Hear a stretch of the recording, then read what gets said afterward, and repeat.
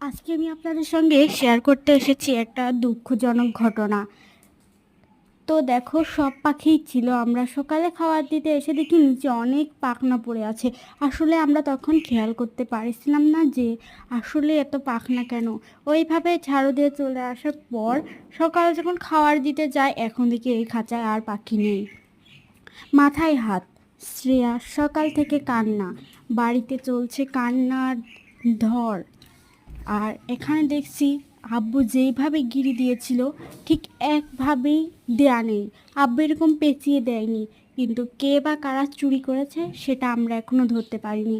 আর যেইভাবে গিরি দেওয়া ছিল একটু আলাদা করে গিরি দেওয়া আছে, কিন্তু ভিতরে পাখি নেই। আসলে কে বা কারা এটা চুরি করলো আমরা সেটা এখনো বুঝতে পারিনি। যে বা যারা চুরি করেছে তাদেরকে আইনের ব্যবস্থা নেওয়া হবে, আর তাদেরকে একদম শেষ করে দেব আমরা।